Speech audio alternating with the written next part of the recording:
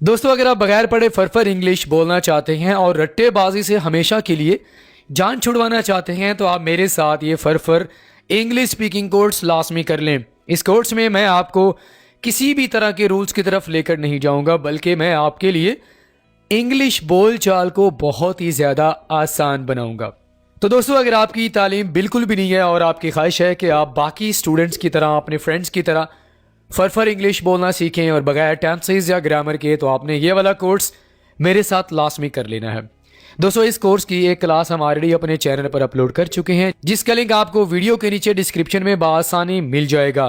दोस्तों, आज हमारे इस कोर्स का दूसरा दिन है और फ्रेंड्स, अगर आप हमारे साथ घर बैठे अपनी इंग्लिश स्पीकिंग को बेहतर बनाना चाहते हैं और आपकी ख्वाहिश है कि 15 डेज में आप इंग्लिश बोलना शुरू कर दें, तो आप हमारे साथ ऑनलाइन स्पोकन इंग्लिश कोर्स की क्लासेस लाजमी ज्वाइन करें, जिसके लिए आपको दिए गए व्हाट्सएप नंबर पर कांटेक्ट करना होगा। So friends, let's get started. दोस्तों, जैसा कि आपको मैंने पहले लेसन में बताया था कि हम आपको सिर्फ इंग्लिश बोलने की प्रैक्टिस करवाएंगे और ये तभी मुमकिन होगा जब आपको बेसिक इस्तेमाल होने वाले जो इंग्लिश स्पीकिंग स्ट्रक्चर्स हैं उनकी प्रैक्टिस करवाई जाए। तो आज का जो हमारा सबसे पहला स्ट्रक्चर है वो है वॉज बिजी वो प्लस ING। वॉज बिजी भी हो सकता है और एम बिजी भी हो सकता है। तो ये सारी डिटेल में हम डिस्कस करेंगे। सबसे पहले देख लेते हैं कि वॉज बिजी या आई वॉज बिजी वो प्लस ING इसका इस्तेमाल कहाँ पर होगा। जब आपने ये कहना हो कि मैं किसी काम में मसरूफ़ था। ऐसा होता है दोस्तों, हम अक्सर कामों में मसरूफ़ होते हैं। आपसे कोई पूछे कि आप क्या कर रहे थे, तो आप कहते हैं मैं खेल रहा था, मैं खाना पका रहा था, मैं वीडियो देख रहा था, मैं दोस्तों के साथ बात कर रहा था। तो अगर आप इस सिचुएशन को इंग्लिश में डिस्क्राइब करना चाहते हैं तो आपके पास स्ट्रक्चर लाजमी होना चाहिए। आप कैसे डिस्क्राइब करेंगे? आप वाज बिजी प्लस वो प्लस ING, यानी अगर पास्ट में होगा तो आप डेफिनेटली वाज या वर का इस्तेमाल करेंगे। ठीक है, वाज कहाँ पर इस्तेमाल करना है? Singular subjects. अगर आपको सिंगुलर सब्जेक्ट्स का नहीं पता या प्लूरल का नहीं पता तो वीडियो के नीचे मैं एक लिंक ऐड कर दूंगा, आपने उस वीडियो को लाजमी देख लेना है। ठीक है, वाज बिजी प्लस वो प्लस ING। एग्जाम्पल देखें, आई वॉज बिजी कुकिंग, मैं खाना पकाने में मसरूफ़ था या थी। फॉर एग्जाम्पल, आप अपने वाइफ से पूछें कि आप कहाँ पर थी जब मैंने कॉल की, तो वो आपको इस तरह कह सकती है, well I was busy cooking, मैं खाना पकाने में मसरूफ़ थी। आई वॉज बिजी वर्किंग, मैं काम करने में मसरूफ़ था।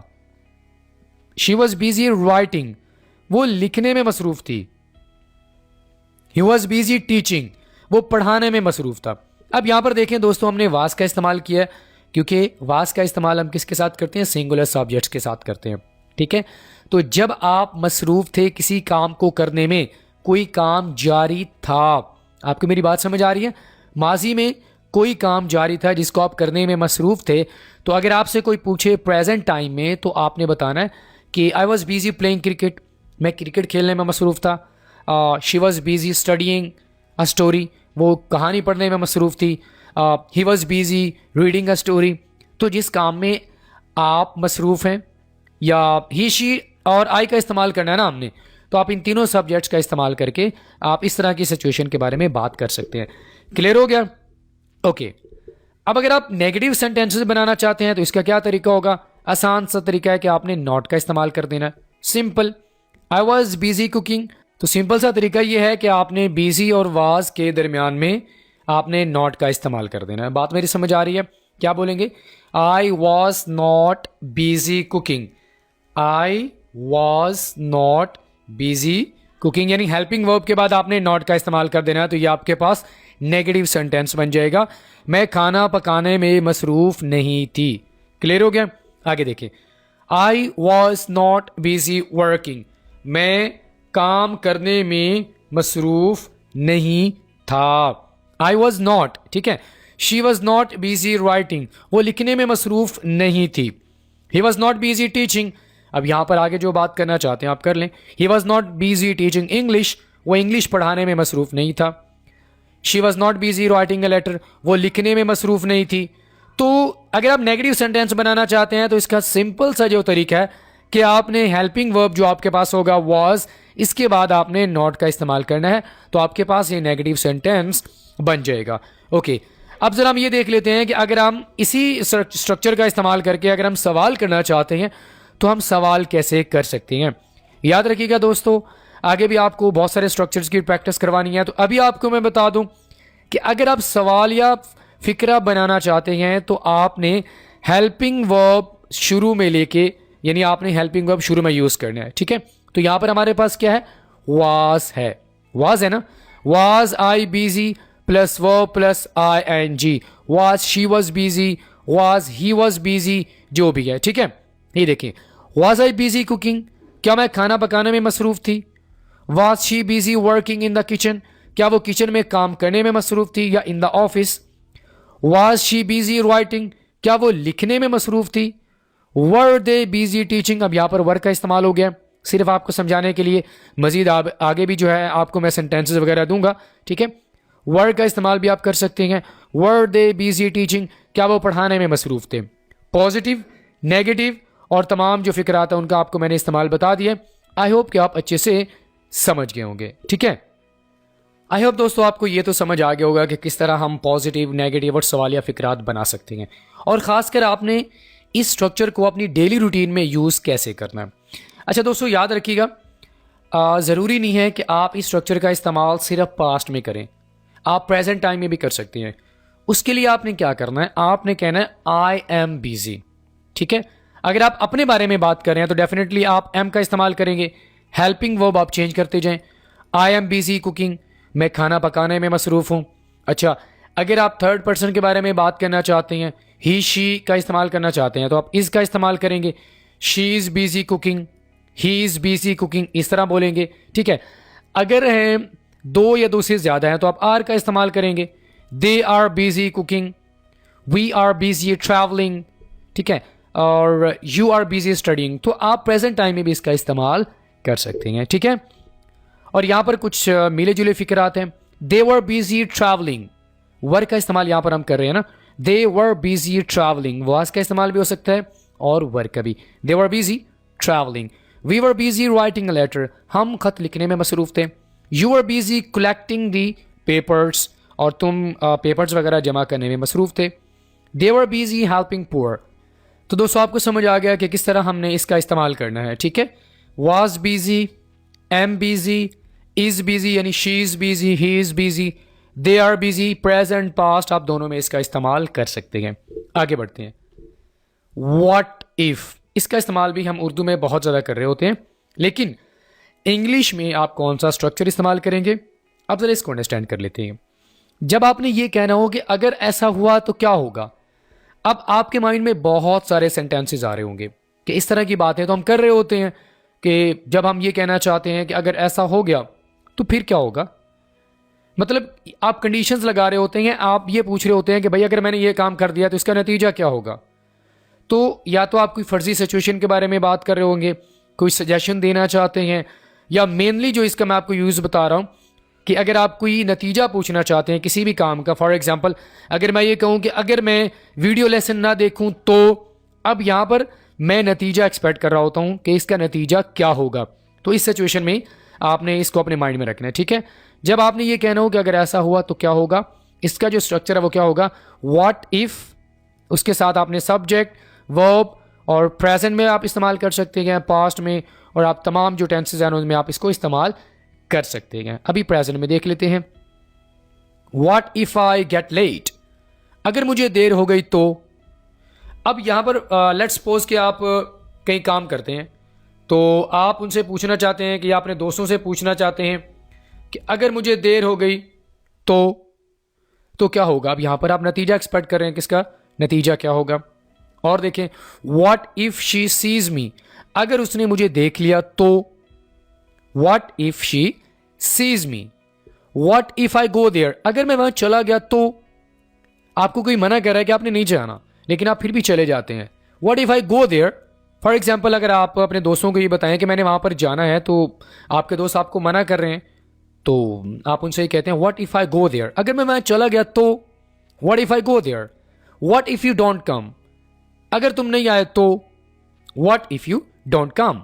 Okay, what if you fail the exam, अगर मैं इम्तिहान में नाकाम हो गया तो, या तुम नाकाम हो गए। तो यहां पर देखें हम बेसिकली जो रिजल्ट है ना उसके बारे में एक्सपेक्ट करें कि इसका नतीजा क्या होगा।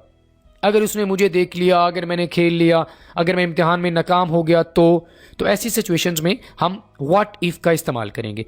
प्रेजेंट टाइम में कैसे सेंटेंसेस आप बना सकते हैं वो आपको मैंने सिखा दिए हैं। अब ज़रा दोस्तों हम पास्ट में इसका इस्तेमाल कर सकते हैं और फ्यूचर में भी कर सकते हैं, लेकिन यहाँ पर हम आपको सिर्फ पास्ट में ही जो सेंटेंसेस यूज़ होते हैं वो आपको सिखाएंगे, ठीक है। व्हाट इफ़ उसके साथ सब्जेक्ट एंड पास्ट में आप हैड का इस्तेमाल कर सकते हैं, या आप चाहें तो आप सिंपली वर्ब की जो सेकंड फॉर्म होगी आप उसका इस्तेमाल भी कर सकते हैं, ठीक है। ये देखें, what if you lost your wallet, क्या होगा अगर तुम्हारा बटवा खो गया। What if you lost your wallet, तो यहां पर देखिए हम पास्ट इस्तेमाल करें ना, लॉस्ट है, लॉस्ट नहीं है, ठीक है। What if you lost your wallet, past में आप बात करें। What if I had fallen down, अगर मैं गिर गया तो क्या होगा। What if I had fallen down, अगर मैं गिर गया होता। देखिए यहां पर मीनिंग चेंज हो जाएगा क्योंकि यहां पर हैड का इस्तेमाल हो रहा है, लेकिन यहां पर हैड का इस्तेमाल नहीं है, सिंपली हम पास्ट की सेकंड फॉर्म का यूज कर रहे हैं। What if you lost your wallet, क्या होगा अगर तुम्हारा बटवा खो गया तो। What if she had caught me, अगर उसने मुझे पकड़ लिया होता तो। What if she had caught me, अब यहां पर आप ये भी कह सकते हैं What if she caught me, अगर उसने मुझे पकड़ लिया तो, ये भी कह सकते हैं। What if I called you, अगर आपको मैंने कॉल कर दी तो, लेकिन यहां पर had है तो आप कह सकते हैं अगर मैंने आपको कॉल की होती तो आपको समझ आ रहा है दोस्तों किस तरह आप what if का इस्तेमाल प्रेजेंट और पास्ट दोनों में कर सकते हैं। बाकी आपको ये भी समझ आ गया कि व्हाट इफ का इस्तेमाल हम किस सिचुएशन में करते हैं। आपके माइंड में सिर्फ एक ही मैं यूज बिठा रहा हूं कि अगर आप कोई ऐसी सिचुएशन के बारे में बात करना चाहते हैं जिससे आप कोई नतीजा पूछना चाहते हैं कि भाई अगर मैंने ये काम कर दिया तो, प्रेजेंट और पास्ट में कैसे आप सेंटेंसेस बना सकते हैं वो आपको मैंने अच्छे से सिखा दिए हैं, ठीक है। अब दोस्तों हमारे पास जो नेक्स्ट स्ट्रक्चर है वो है ये वाला, डू यू एवर वर्ब की पहली फॉर्म एंड देन ऑब्जेक्ट। इसका इस्तेमाल कहां पर करते हैं, जब आपने ये पूछना हो कि आपने कभी कोई काम किया है या करते हो। किया तो पास्ट में आ जाएगा ना, हम अभी बात कर रहे हैं प्रेजेंट की, तो क्या बोलना है, जब आपने ये पूछना हो कि आप कभी कोई काम करते हो, इस सिचुएशन में आप डू यू एवर का इस्तेमाल करेंगे। क्लियर, ये जरा एग्जाम्पल देखें। डू यू एवर स्टडी, क्या तुम कभी पढ़ते हो। ये वाला क्वेश्चन हम अक्सर कर रहे होते हैं। क्या तुम कभी खाते हो, क्या तुम कभी ये करते हो, क्या तुम कभी मूवीज देखते हो, क्या तुम कभी ये वो एक्सेट्रा, ठीक है। Do you ever watch film, क्या तुम कभी फिल्म देखते हो। डू यू एवर ट्रैवल, क्या तुम कभी, या डू दे एवर ट्रैवल। अब जरूरी नहीं है कि आपने डू यू का इस्तेमाल करना है, डू दे का इस्तेमाल, डू वी, डू आई, इन सब का इस्तेमाल आप कर सकते हैं।